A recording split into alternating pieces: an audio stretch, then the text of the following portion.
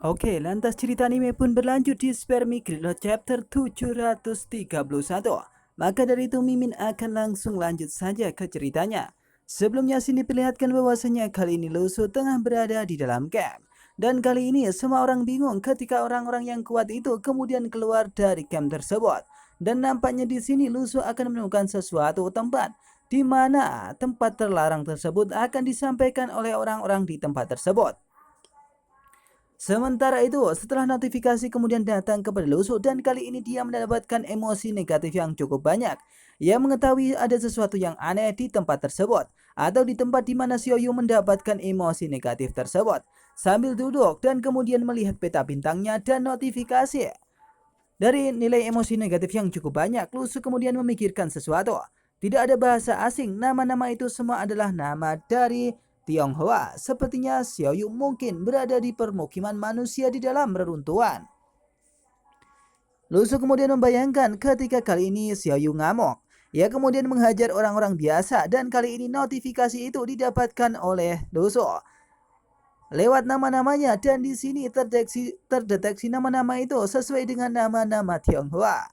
Siming, nilai emosi negatif pun muncul 1000 plus 1000 plus 1000 plus 1000 dan seterusnya. Sambil memikirkan hal tersebut dan melihat notifikasinya, kemudian Lusu berkata dalam hati, tanpa saya di sisi saya, Xiaoyu mungkin lebih kejam, tetapi dia tidak akan pernah membunuh orang yang tidak bersalah tanpa pandang bulu. Sesuatu pasti telah terjadi padanya, tapi jangan terlalu khawatir tentang dia. Kali ini Lusu sedikit khawatir, tapi di sini ketika dia khawatir, apa boleh buat, Xiaoyu dilindungi oleh dua orang yang sangat luar biasa atau jiwa yang sangat luar biasa setingkat Grandmaster.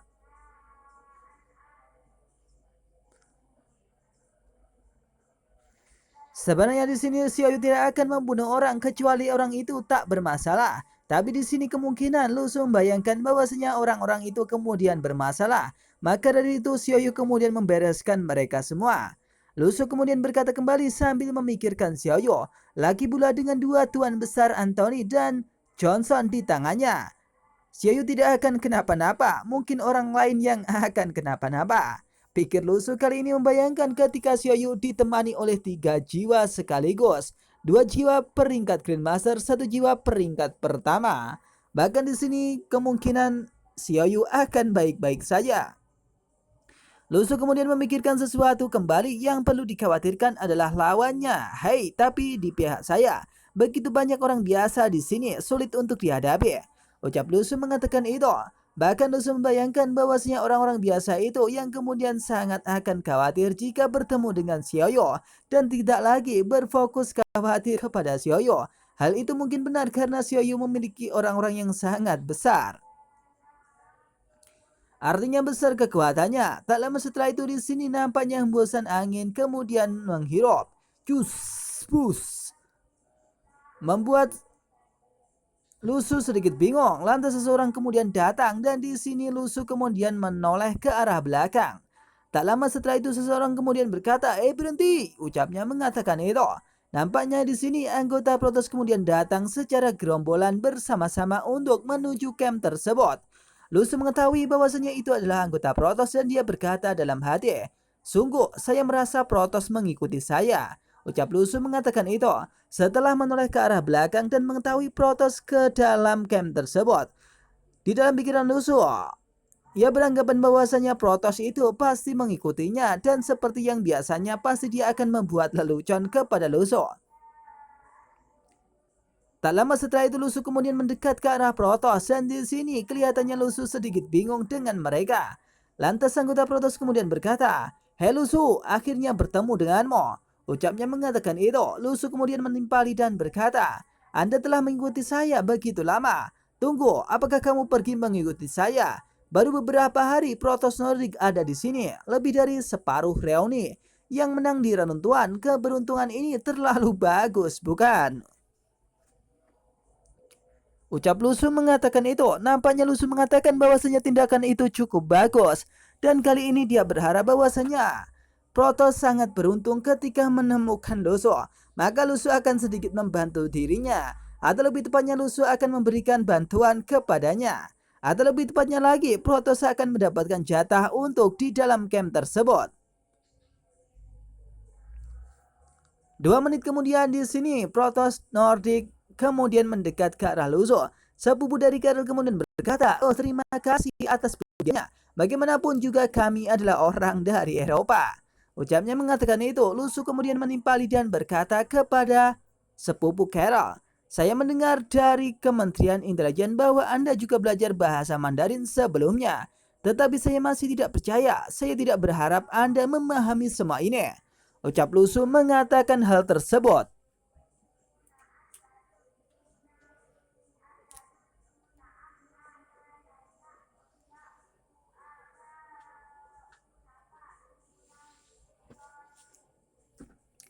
Tampaknya di sini Lusu mengetahui bahwasanya Protoss Nordic akhirnya belajar bahasa yang kemudian bisa dimengerti oleh Lusu, dan di sini Lusu sedikitnya mengetes kepada orang tersebut.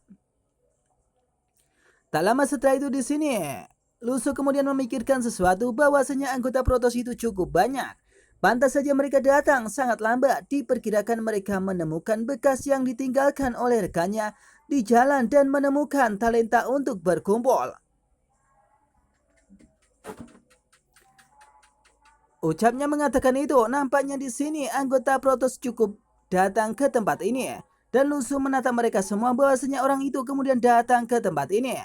Tak lama setelah itu, Lusu kemudian berbisik kepada sepupu Karel dan berkata, "Tepatnya kemarilah tentang ini. Bes ada yang ingin kukatakan kepadamu. Begini masalahnya." Ucap Lusu mengatakan itu kepada sepupu Karel. Dan kali ini mereka akan berbicara satu dengan yang lainnya.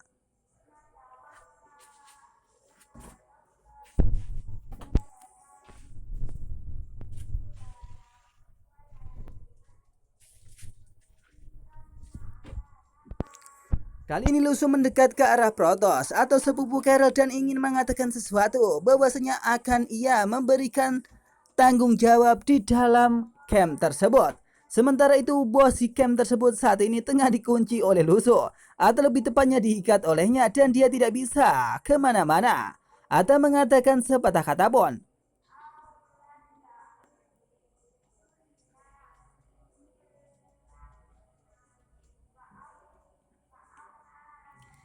Saat anggota Protoss kemudian menatap mereka semua atau menatap si bos yang ada di tempat tersebut, sang bos kelihatannya ketar-ketir dan khawatir.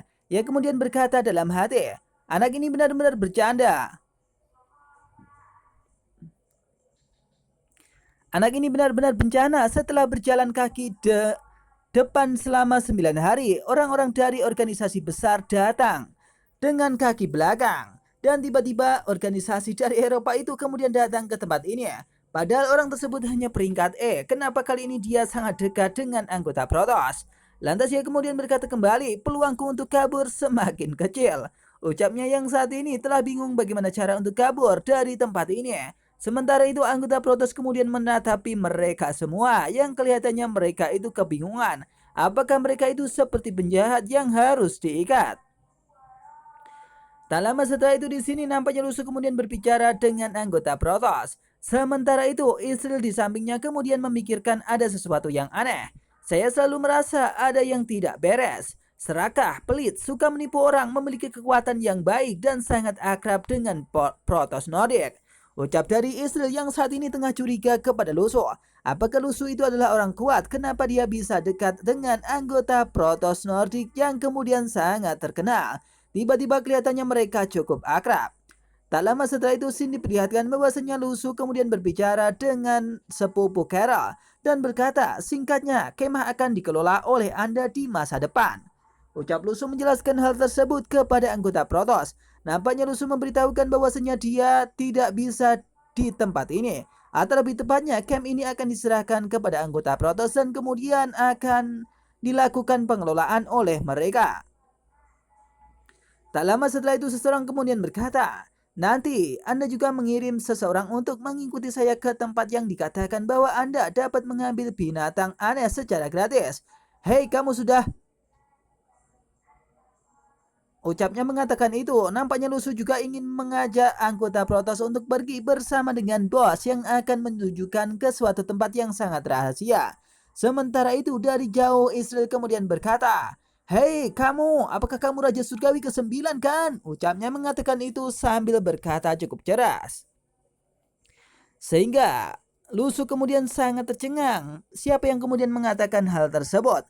Sontak kemudian Lusu kemudian menoleh ke arah yang lain. Tiba-tiba ia mengetahui bahwasanya yang mengatakan itu adalah Israel. Kenapa Israel juga memikirkan hal yang seperti itu? Lusu kemudian merasa bingung dan dia kemudian berkata, sambil tersenyum, "Haha, apakah Anda punya bukti?" Ucap Lusu mengatakan itu kepada Israel.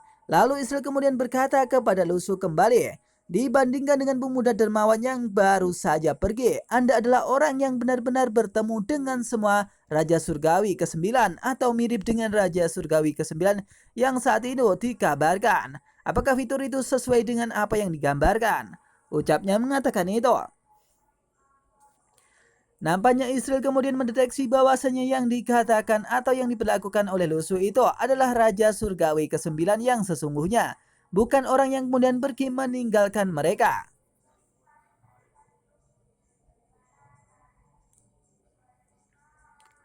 Tak lama setelah itu Lusu kemudian mendekat kepada Israel dan berkata, "Bagaimana apanya?" Ucapnya mengatakan itu, lantas emosi negatif pun muncul dari Israel More. Plus 444.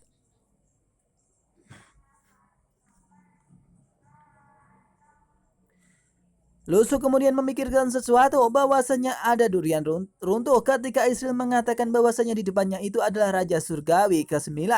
"Apa? Durian runtuh?" Ucap Lusu mengatakan itu.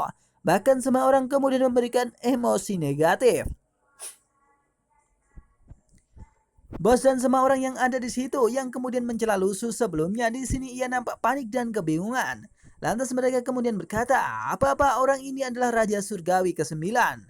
Ucapnya mengatakan itu, lalu bukankah kita baru saja mengatakan banyak hal buruk di depannya? Mengatakan bahwa Raja Surgawi ke-9 memiliki pikiran yang sempit, dan kita sudah mati sekarang. Ucap mereka yang kali ini tengah bingung karena yang ada di depannya itu adalah Raja Surgawi ke-9. Padahal sebelumnya dia telah mencela kepada Raja Surgawi ke-9. Apa yang mereka akan lakukan kepada mereka? Atau akan Lusu lakukan kepada mereka? Apakah mereka akan meninggal di tempat karena hal tersebut? Dan mengetahui bahwasanya yang di depannya itu adalah Raja Surgawi ke-9. Tak lama setelah itu Lusu kemudian berpikir bahwasanya kali ini memang dapat emosi negatif yang cukup banyak. Lusu sambil tersenyum dan memberikan jempolnya kemudian berkata, "Semuanya benar, saya adalah Raja Surgawi ke-9." Ucapnya mengatakan itu dan kali ini semua orang tersenyum bahkan anggota Protoss. Nilai emosi negatif pun muncul dari semut-semut yang ada di peta bintang milik Lusu. Cus, cus, cus.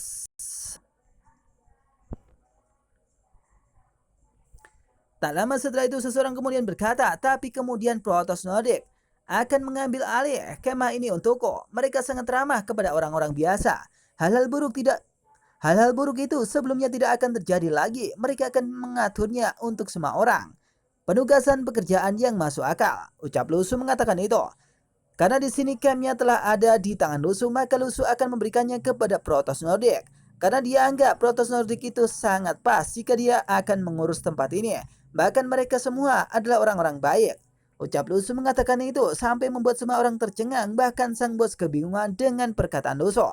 Lusu sambil kemudian mengupil dia berkata, "Adapun orang-orang yang dulu mendominasi dan menindas orang biasa, maka akan mendapatkan hukuman." Ucap Lusu mengatakan itu kepada semua orang. Sontak semua orang kemudian tercengang apa yang kemudian terjadi. Tiba-tiba kemudian Lusu mengeluarkan setumpuk buku yang jumlahnya cukup banyak, berserta dengan pensil. Bak, bak, bak, bak, bak. Apa yang terjadi di sini? Tak lama setelah itu dengan mode iblis, Lusu kemudian berkata kepada semua orang yang ada di sini. Bahkan mode iblis Lusu kemudian sangat menakutkan. "Selanjutnya Anda harus menyisihkan 1 jam setiap hari untuk menulis ulasan. Dan saya akan membiarkan orang-orang Protoss memeriksanya secara teratur." Hahaha. Ucap Lusu mengatakan itu sambil menggertak semua orang. Juga Anda harus secara sukarela menyerahkan kepada yayasan setelah reruntuhan selesai. Jika tidak, Saya akan menemukan Anda satu persatu. Apakah Anda mengerti? Ucap Lusu mengatakan itu kepada semua orang. Nampaknya di sini Lusu menggertak semua orang agar mereka kemudian menuliskan sesuatu atau menulis sesuatu yang kemudian bermanfaat bagi mereka. Meskipun Lusu seperti Raja Iblis, tapi nampaknya Lusu juga baik hati mengutus mereka untuk terus belajar dan menjadi orang baik. Dan di sini mereka pun harus melakukan hal tersebut. Satu persatu mereka harus belajar dan menyisihkan waktu selama 1 jam untuk belajar. Dan nampaknya semua orang pun cukup kebingungan dengan adanya hal tersebut. Tapi kali ini mereka tidak bisa mengelak, karena ketika mereka mengelak maka ajal mereka akan tiba. Lusu merasa bangga dengan mereka dan kemudian tersenyum. Ya, ucapnya mengatakan itu. Lusu kemudian berkata dalam hati, bagus sekali, sekarang ada pendapatan emosi negatif yang tetap terus berjalan setiap hari. Ucap Lusu memikirkan hal tersebut dan kali ini dia akan mendapatkan nilai emosi negatif yang cukup banyak.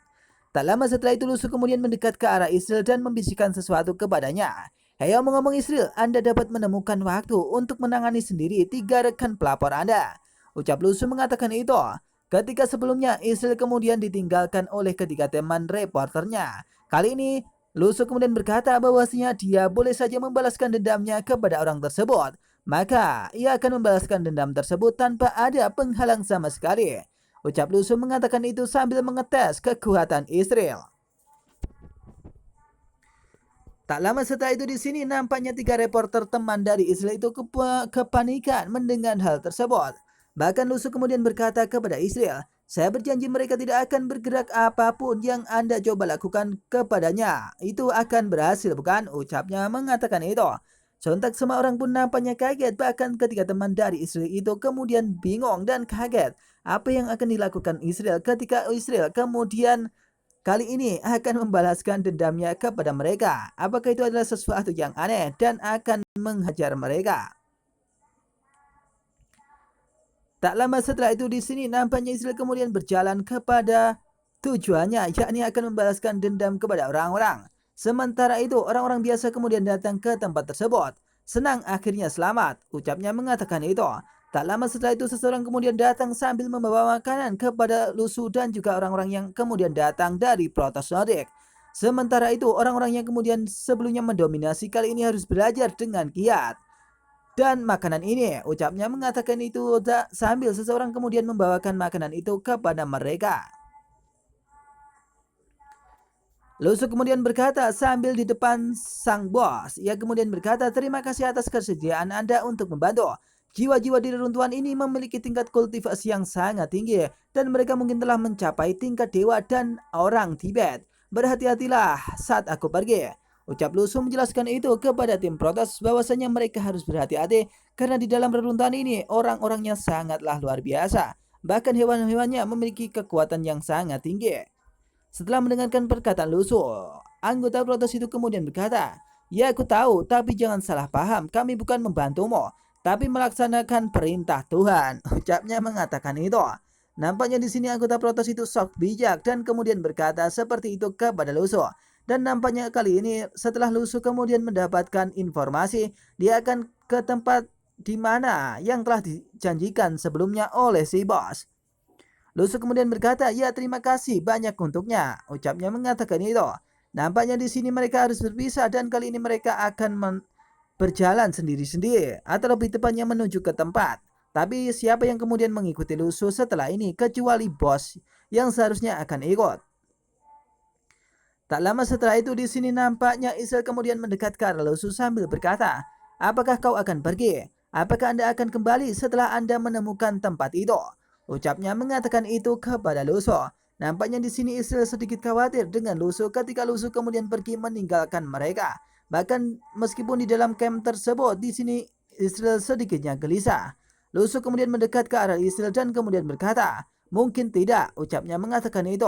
Ia mengetahui bahwasanya kali ini Israel kemudian telah membalaskan dendamnya. Dan Lusu berkata kembali, apakah Anda balas dendam pada rekan Anda yang mengkhianati Anda? Ucap Lusu mengatakan itu kepada Israel. Apakah Israel kali ini telah balas dendam ketika dulu pernah ditinggalkan oleh tim-timnya? Israel kemudian menceritakan sesuatu kepada Lusu bahwasanya itu tidaklah mungkin. Saya akan mematahkan kaki mereka dengan batu. Tapi di saat-saat terakhir, saya masih ragu-ragu dengan mereka apakah mereka harus dibalas atau tidak. Ucap Israel yang cukup ragu-ragu ketika dia harus membalas atau tidak. Tak lama setelah itu, Israel kemudian membayangkan sesuatu ketika dia membawa batu dan akan ditimpakan kepada timnya. Saya meremehkan apa yang mereka lakukan, tapi saya juga bisa memahami mereka. Ucap Israel sambil memikirkan bahwasanya kali ini ia membayangkan ketika dia berada di posisi itu, mungkin dia akan melakukan hal yang sama. Karena mereka seperti saya hanyalah orang biasa yang ingin hidup lebih baik dari orang lain. Tampaknya Israel memikirkan bahwasanya hidup itu adalah akan menjadi baik, bukan menjadi sebaliknya. Setelah itu Lusu kemudian berkata kepada Israel, ada pepatah dari Tiongkok, seorang pria melakukan sesuatu, tetapi dia tidak melakukannya. Ucap dari Lusu mengatakan itu. Sontak membuat Israel kemudian memikirkan itu mungkin sama seperti apa yang ia lakukan. Meskipun ia ingin melakukannya, tapi ia tidak melakukannya. Lusu kemudian tersenyum dan menatap Israel sambil berkata, jika Anda ingin hidup lebih baik, Anda tetap harus membuat diri Anda lebih kuat. Jangan meniru mereka semua. Ucap Lusu kemudian menjelaskan bahwasanya Israel harus lebih kuat dari mereka. Maka itu akan lebih baik dari hal tersebut. Setelah mendengarkan perkataan Lusu, nampaknya di sini pipi merona dari Israel kemudian kemerahan dan dia kemudian berkata sambil berterima kasih. Saya mengerti, terima kasih banyak atas saran Anda. Ucap Israel mengatakan itu kepada Lusu. Tapi di sini nampaknya Lusu kemudian mendekat ke arah Israel dan akan mengatakan sesuatu kembali kepadanya. Sebab Israel adalah seorang reporter.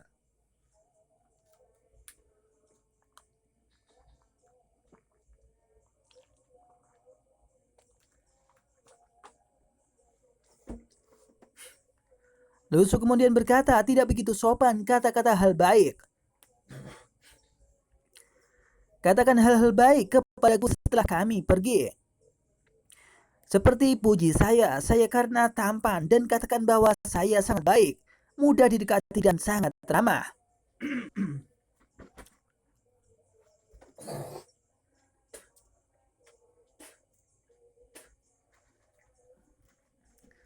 Sepertinya Lusu ingin diliput oleh Israel. Dan di sini dikatakan bahwasanya Lusu itu sangatlah baik dan tampan, mudah didekati dan juga ramah.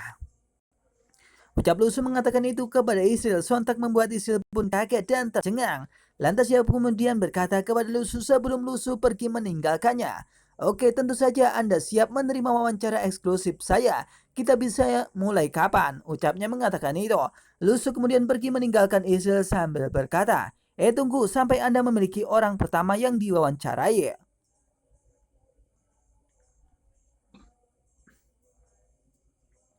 Tampaknya di sini sebelum orang lain diwawancarai, maka Lusu tidak akan diwawancarai. Dan kali ini Lusu akan pergi meninggalkan tempat tersebut dan akan menemukan sesuatu, yakni inti dari reruntuhan. Lusu kemudian pergi meninggalkan tempat itu bersama dengan orang-orang yang lain yang akan menunjukkan jalannya. Hati-hati di jalan, selamat tinggal, ucap Israel mengatakan itu dan orang-orang kali ini mengucapkan selamat tinggal kepada Lusu karena Lusu akan pergi ke tempat yang telah ditujukan oleh bos tersebut. Sementara itu, bos Lusu dan juga anggota protes yang lain kemudian pergi ke arah yang kemudian ditujukan kepada sang bos. Dan kali ini sang bos akan menunjukkan jalannya menggunakan jalan yang berbeda. Meskipun jalannya sulit, maka ini akan bisa dilalui dan tidak akan mendapatkan bahaya sama sekali. Itu nampaknya sedikit seperti bebatuan dan pepohonan yang kemudian cukup rindang. Beserta tali-tali yang kali ini diikatkan kepada Lusu, Lusu kemudian ingin memanjat ke tempat tersebut. Sambil memanjat, Lusu kemudian berkata, jalan ini cukup tersembunyi. Bagaimana Anda menemukannya? Ucap Lusu mengatakan itu kepada sang bos. Lusu kebingungan bagaimana mungkin sang bos mendapatkan jalan yang sesempit ini. Apakah sang bos itu telah melakukan eksperimen? Sementara itu, sang bos yang berada di urutan pertama, ia kemudian berkata, ini kami juga tersandung ke tempat ini secara tidak sengaja untuk menghindari monster di reruntuhan. Ucap dari sang bos mengatakan bahwasanya sebelumnya ia tidak sengaja jatuh ke tempat ini. Maka dari itu setelah ia jatuh ke tempat ini, maka dia kemudian menemukan jalannya dan membuat camp tersebut. Maka setelah itu dia kemudian memakai jalan tersebut untuk melintasi ke arah yang kemudian dituju. Sambil berjalan dan kemudian siap untuk naik ke atas, nampaknya Lusu dan tim akan naik untuk menemukan inti dari reruntuhan. Di sini nampaknya sang bos kemudian menatap ke arah Lusu dan kemudian berkata kepada mereka, "Jangan khawatir, jalan ini dijamin aman. Sudah 3 hari kami menjelajah dan belum pernah melihat sesuatu yang aneh. Bahkan hal tersebut bisa dipastikan." Ucap dari sang bos mengatakan bahwasanya jalan ini cukup aman. Bahkan dia tidak pernah menemukan hewan-hewan yang sangat luar biasa. Bahkan makhluk apa yang muncul di jalan di desa ini tidak muncul di tempat ini. Ucap dari sang bos mengatakan bahwasanya jalan ini sangatlah aman. Bahkan dia tidak pernah menemukan sesuatu yang janggal ketika dia melewati tempat tersebut. Tak lama setelah itu, tiba-tiba ada gemuruh terjadi di sana. Itu suara petir dan juga seperti suara gerakan hewan-hewan besar yang kemudian melintas ke tempat tersebut. Setelah mendengarkan hal tersebut, nampaknya di sini sang bos kemudian tercengang. Apa yang kemudian terjadi? Tidak seperti biasanya, tiba-tiba ada binatang-binatang buas yang kemudian datang ke tempat ini. Atau bahkan itu suara petir yang kali ini tidak ada awan mendung. Mengetahui bahwasanya kali ini merasa dibohongi, Protoss Nordik kemudian berjalan ke arah sang bos kemudian meneriakinya sambil mengeluarkan pisau dan akan menghajarnya. "Tamparan di wajah ini terlalu cepat, apakah Anda bercanda?" Ucap dari anggota Protoss itu kepada sang bos. Nampaknya di sini sang anggota Protoss itu pun memikirkan bahwasanya dia telah dibohongi oleh sang bos. Tapi dengan sigap sang bos kemudian berkata dan menjelaskan sesuatu. "Tak terbatas, saya benar-benar tidak berbohong kepada orang-orang sebelumnya tidak ada makhluk hidup di tempat ini." Ucap dari sang bos menjelaskan bahwasanya dia tidak berbohong sama sekali kepada orang-orang yang ada di sini. Sebelumnya dia berjalan di sini tapi tidak pernah menemukan sesuatu yang janggal, seperti hewan-hewan buas yang kemudian melintas ke tempat ini, dan dia tidak berbohong sama sekali. Setelah perkataan tersebut, nampaknya di sini mereka akan berkelahi ketika dia berada di tempat tersebut.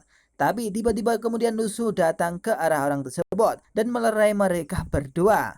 "Tunggu, dia mungkin tidak berbohong," ucap Lusu berkata kepada anggota Protoss. Nampaknya kali ini Lusu kemudian membela bos tersebut. Nampaknya perkataan yang dilontarkan sang bos itu tidaklah menimbulkan sesuatu yang bohong. Maka dari itu mungkin ini tidak perlu dilanjutkan dengan sesuatu yang lebih daripada itu. Dan mereka harus melanjutkan perjalanan itu sampai ke arah atas. Tak lama setelah itu di sini nampaknya Lusu, anggota Protoss dan juga sang bos kemudian memperhatikan apa yang kemudian datang ke arah atau tempat tersebut. Lusu menatap ke arah atas dan kemudian berkata, "Aku tahu siapa yang datang ke tempat ini." Ucap Lusu mengatakan itu kepada anggota Protoss. Bahkan di sini anggota Protoss kemudian bertanya-tanya apa yang kemudian akan datang ke tempat ini. Apakah itu adalah sesuatu yang sangat berbahaya atau itu adalah sesuatu yang sangat menakutkan. Bahkan di sini sang bos juga bingung dengan apa yang dikatakan oleh Luso. Mereka bertiga kemudian berhenti dan tidak akan melihat atau langsung melanjutkan perjalanannya untuk ke atas, tapi sedikit menunggu.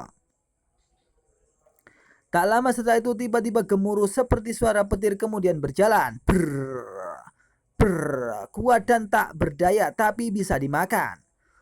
Nampaknya di sini ia mengetahui bahwasanya itu adalah sapi-sapi yang memakan petir dari langit. Dan itu tepat seperti yang biasa ditemui oleh Luso. Nampaknya sapi-sapi itu kemudian mengetahui bahwasanya kali ini dia bertemu dengan Luso. Dan hanya Luso yang bisa memberikan petir kepada mereka. Maka dari itu Luso dianggapnya seperti sahabat dan kemudian sebagai orang yang memberikan makan kepada mereka. Sapi-sapi itu kemudian merasa bahagia ketika dia bertemu dengan Luso. Ia menganggap bahwasanya Lusu itu bisa memberikan makan. "Makanan, makanan," ucapnya mengatakan itu. Bahkan mata dari sapi-sapi raksasa besar itu menunjukkan cinta kepada Lusu. Bahkan di sini hanya Lusu yang mampu mendengarkan perkataan mereka. Tak lama setelah itu, sapi-sapi itu kemudian menatap ke arah Lusu dan berkata, "Apakah tidak ada guntur untuk dimakan hari ini?" Ucapnya mengatakan itu. "Jika tidak, saya akan bertanya lagi besok," ucapnya mengatakan itu. Nampaknya sapi-sapi besar itu bertanya kepada Lusu dan mengetahui di sini ada Lusu. Maka dari itu dia kemudian mendekat ke arah Lusu dan bertanya lagi apakah Lusu akan memberikannya guntur kembali. Jika tidak, mereka akan pergi meninggalkan tempat ini dan akan bertanya lain hari. Ketika anggota Protoss dan juga bos mengetahui bahwasanya di sana tengah ada sapi-sapi raksasa yang ukurannya sangat besar, mereka cukup panik dan bingung dan kaget. Ia tahu bahwasanya dia tidak akan mampu menghadapi sapi-sapi besar itu dan mereka akan tamat ketika berada di atas sana. Dan cerita pun berakhir di sini, akan dilanjut di Spermie Great Lord chapter yang selanjutnya.